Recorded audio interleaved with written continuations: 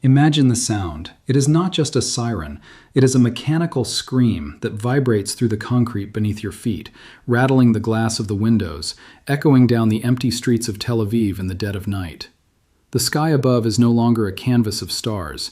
It is a terrifying, glowing web of orange streaks and violent explosions. You can smell the ozone. You can taste the dust of shattered masonry in the back of your throat. Down in the bunkers, people are huddled together, the glow of their smartphones illuminating terrified faces. And on those screens is a message that has just sent a shockwave across the globe. Donald Trump has just announced to the entire world that in exactly 48 hours, he is going to open the gates of hell over Iran and flatten the entire country. And at the exact same moment those words were typed, Iran launched the most devastating, record-breaking barrage of missiles Israel has ever seen. The Iron Dome is bleeding. France has just frantically announced a shift to a full war economy. We are standing on the razor-thin edge of a global catastrophe, and I am telling you, the clock is ticking down to zero. I know what you are thinking. You are thinking this has to be a bluff, just more political theater. But honestly, even I can hardly believe the sheer scale of what is happening on the ground right now. You need to understand the reality of this moment, because what happens in the next 48 hours will change the world as we know it. Let me take you to the streets where this nightmare is unfolding.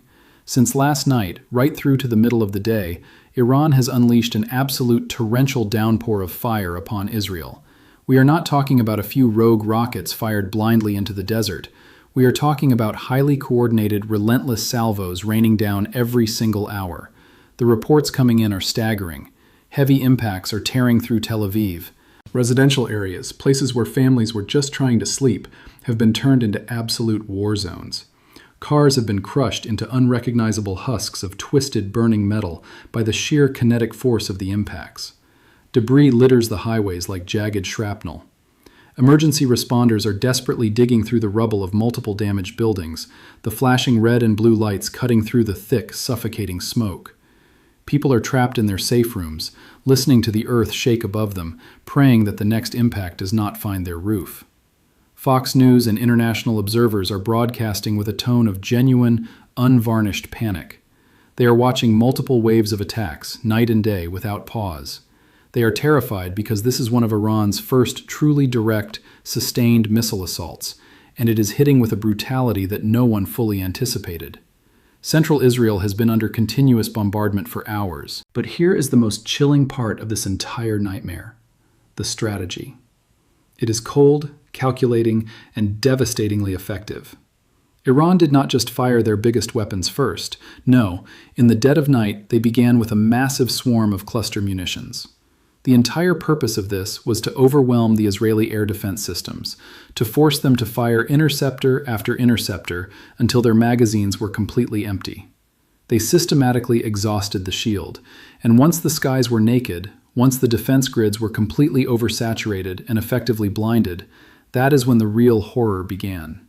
The heavy missiles followed. The media is calling them Iran's new Meteor missiles, but military insiders know exactly what they are. These are the Fatah-1 and Fatah-2 hypersonic missiles, weapons that travel at speeds so incomprehensibly fast that they literally crash into the earth like flaming meteorites, leaving massive craters and absolute devastation in their wake. They are now actively targeting the deep, reinforced bunkers of the military elite and high-ranking politicians.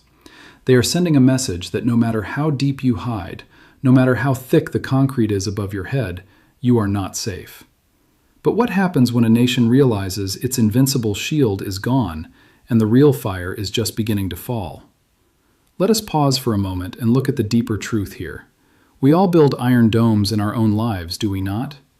We surround ourselves with layers of security, bank accounts, routines, the illusion of control. We convince ourselves that because we have systems in place, the chaos of the outside world cannot touch us. It is human nature to crave that absolute certainty. But true vulnerability is the reality we all eventually have to face. When the cluster munitions of life hit you, when the daily stresses, the sudden losses, the unexpected betrayals systematically deplete your emotional reserves, that is when the heavy blows land the hardest. Power and security are often just illusions maintained by a fragile status quo. The moment that status quo is disrupted, you realize how naked you truly are. It teaches us a brutal but necessary lesson about resilience. You cannot rely solely on the walls you build to keep the world out. You have to cultivate the internal fortitude to survive when the walls inevitably fall. In politics, just as in our personal lives, arrogance is the architect of ruin. The belief that you are untouchable is the exact vulnerability your adversaries are waiting to exploit. And that arrogance is currently burning across the entire Middle East.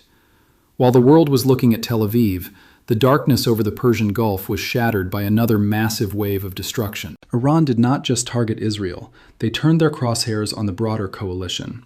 In the dead of night, a swarm of kamikaze drones and precision missiles swept across the other Gulf states. The scale of the destruction is monstrous. We are talking about systematic, surgical strikes against the very nervous system of the American and Allied military presence in the region. The Iranian Revolutionary Guard Corps did not even try to hide it. They proudly broadcasted their kill list to the world. They completely annihilated the Assad batteries on the Bubiyan Island in Kuwait. They hunted down and destroyed the cutting-edge United States Patriot missile defense systems stationed in northern Bahrain. They obliterated the ATACMS launch pads. They did not stop at hardware. They aimed for the absolute top of the command chain, striking a high-level meeting point for senior United States military commanders in the United Arab Emirates. They hit the Oracle building in the UAE. They struck the Israeli ship MSC Ares right in the Khalifa bin Salman port in Bahrain. Do you see the pattern here? This is not a random lashing out.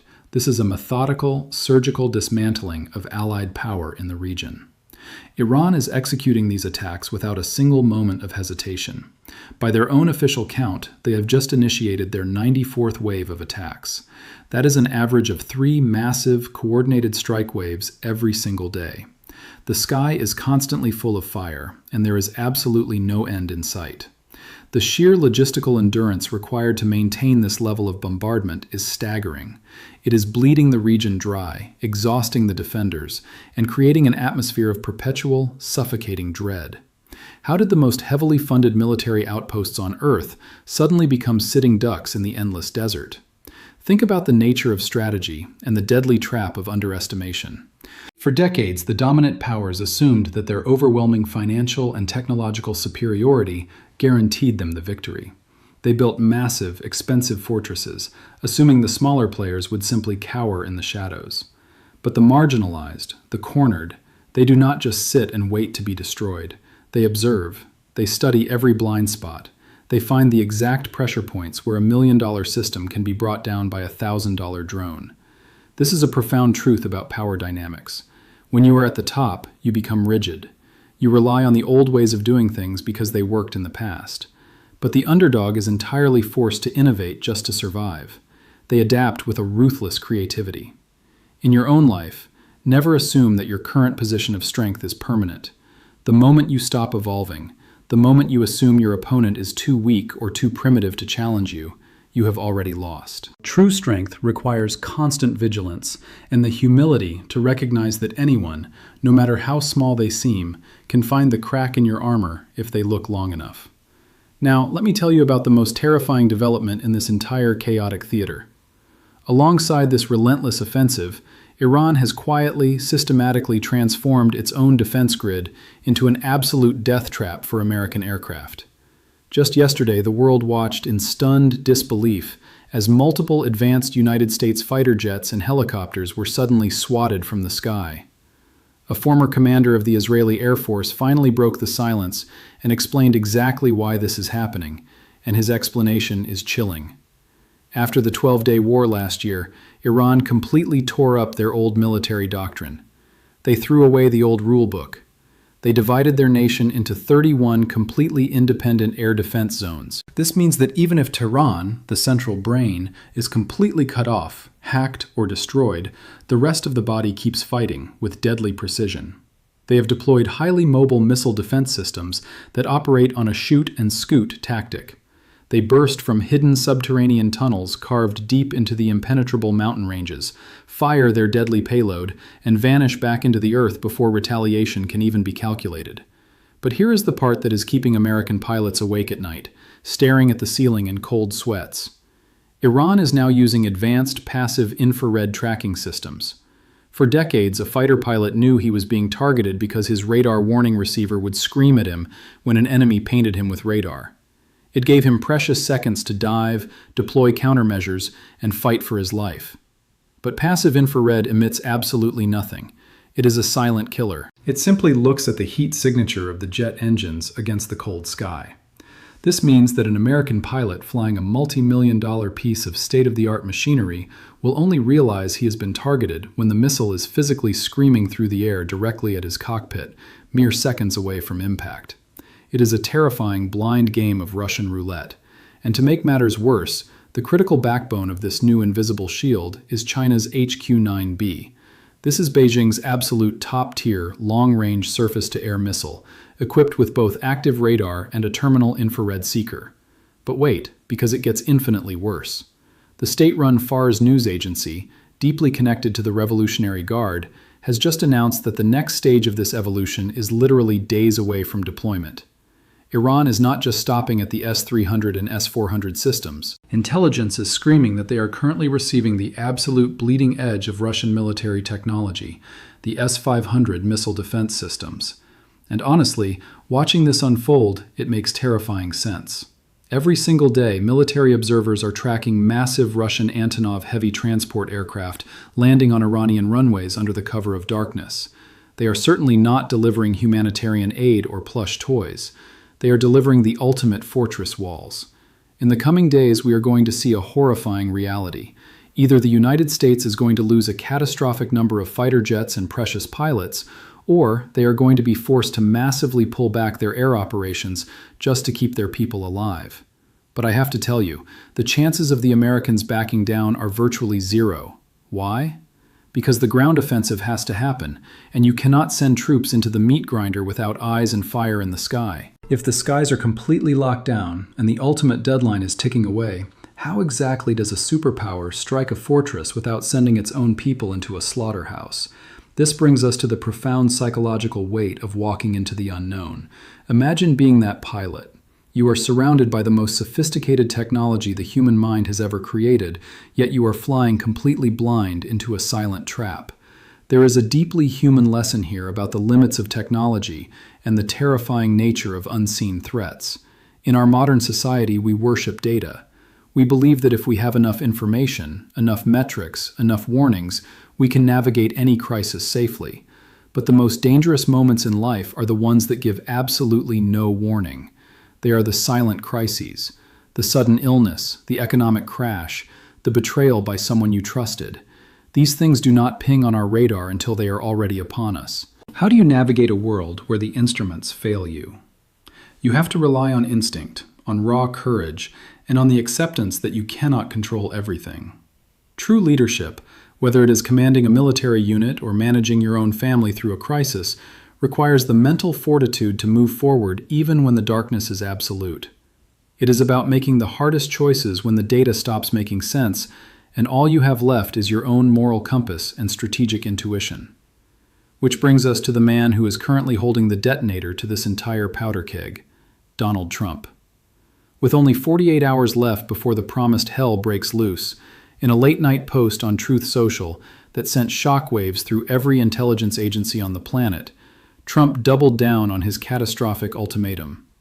Let me remind you of his exact words. He wrote, "Remember when I gave Iran 10 days to make a deal and open the Strait of Hormuz? That time runs out in 48 hours before all hell breaks loose upon them. Glory be to God." Let that sink in. Glory be to God. The language of holy war mixed with the cold, absolute power of the American military machine. If we do the geopolitical math on this, after the initial 10-day extension, this massive apocalyptic ultimatum expires at exactly 8 p.m. Eastern Standard Time. For those of us watching from Europe, that is right around 2 o'clock in the morning on Tuesday, the witching hour. But let us look at the raw strategy behind the madness. I do not actually believe that Donald Trump is going to press the launch button at the exact second the clock strikes 0. Why? Because at that precise moment, the entire Iranian military apparatus will be on hair trigger, maximum alert. Their fingers will be hovering over the launch buttons of thousands of ballistic missiles. It would be a tactical bloodbath. Instead, the psychological warfare suggests he will do one of two things. He will either strike brutally and without warning hours before the deadline to catch them completely off guard, or he will play an agonizing game of chicken, extend the ultimatum one final time to let the psychological dread fully saturate their ranks, and then strike when the adrenaline crash leaves them exhausted. And there is a massive logistical reason for this delay. Intelligence indicates that today or tomorrow, the second colossal unit of American Marines and amphibious assault landing troops are finally arriving in the theater. Once those boots touch the sand, Donald Trump will have every single piece on the chessboard in place. The horrific reality is that the question is no longer if this region is going to explode into total war. The only question left is the exact minute it begins. And I need to make the sheer stakes of this absolutely clear to you. This is not just a military skirmish. Trump has explicitly promised that when the time is up, the United States military will systematically eradicate the entirety of Iran's energy infrastructure. We are talking about the total annihilation of their nuclear power plants, wiping out the desalination plants that provide the very drinking water to millions of people. It is a promise to dismantle the very mechanisms of a functioning society. And Iran has not blinked. They have stared right back into the barrel of the gun and promised a retaliation so massive, so uncontrollably violent, that the entire Middle East will be quite literally bombed back into the Stone Age. When two unstoppable forces publicly commit to total annihilation, and backing down means political death, who flinches first when the clock hits zero? There is a profound danger in absolute ultimatums, a psychological trap that has destroyed empires and ruined countless lives. When leaders, or even ordinary people, paint themselves into a corner with absolute, uncompromising public threats, ego takes the wheel. The fear of looking weak becomes greater than the fear of mutual destruction. This is the ultimate poison of human pride. How many relationships, how many businesses, how many lives have been shattered because someone drew a line in the sand and decided that crossing it was the only way to save face? Flexibility is not a sign of weakness. It is the hallmark of true strategic intelligence. When you lock yourself into a rigid path of escalation, you surrender your choices to the momentum of anger. You stop being the master of your fate and become a slave to your own ego. The greatest victory is often found by the one who has the quiet strength to step back from the edge of the abyss, not the one who proudly marches everyone right over it. And while the two giants are locked in this deadly staring contest, the rest of the board is catching fire. The unthinkable is happening. Syria has officially entered the war. This is not just a rumor. The unconfirmed but highly credible reports flooding the wires state that rockets have just been fired from Syrian territory directly into the contested Golan Heights. Military analysts believe it might be the Arab tribal army, heavily backed and funded by hidden hands. The Golan Heights is an absolute tinderbox. Israel captured it back in 1967 and completely annexed it in 1981, even though the vast majority of the international community still flatly refuses to recognize it as sovereign Israeli territory. If these reports are fully validated, it means a catastrophic shift in the balance of power. It means that Syrian factions have officially ripped open an entirely new front.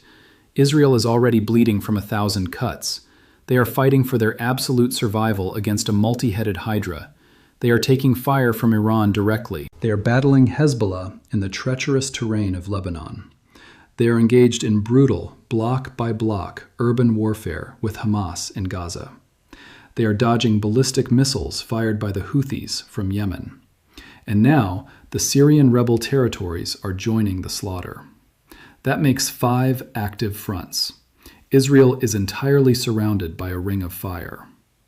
It is genuinely unfathomable to witness the speed at which this is spiraling out of control. Now, we must be absolutely clear on the nuances here. At this very second, it is not the official, state-sanctioned Syrian Arab army marching across the border. It is a coalition of rebel factions. But make no mistake, even fractured groups can inflict devastating, catastrophic damage on an already exhausted military. We have seen the absolute nightmare that Hezbollah and the Houthis have unleashed with asymmetric warfare. But the truly terrifying thought, the scenario that keeps intelligence analysts awake, is what happens next. If Israel is bled completely dry, if they exhaust their entire arsenal of interceptor missiles defending against Iran, the wolves will circle. Syria, potentially backed by the enormous military weight of Turkey, might see the ultimate window of opportunity. They could mobilize an entire conventional army to march against Israel, intent on violently retaking the territory they lost decades ago. Remember, during the chaotic, bloody years of the Syrian civil war and Assad's massive offensive just a year ago, Israel quietly took advantage of the chaos to annex even more territory east of the Golan Heights. The blood debt there is massive. It would shock absolutely no one if Syria decides that right now, in the midst of this apocalyptic distraction, is the perfect moment to violently reclaim that land. And if they break through the lines, if the Israeli defense completely collapses, who is to say the Syrian forces would simply stop at the old borders? They could march straight through and attempt to reclaim the entirety of the Golan Heights by force. The dominoes are not just falling, they are accelerating into a terrifying free fall. And the shock waves of this impending catastrophe are not just contained to the desert sands of the Middle East, they are crashing violently onto the shores of Europe. I have a deeply unsettling piece of news from France that ties this entire global nightmare together. According to leaked reports from Politico, the French government is currently frantically preparing to transition the entire nation into a war economy. Let those words echo in your mind, a war economy.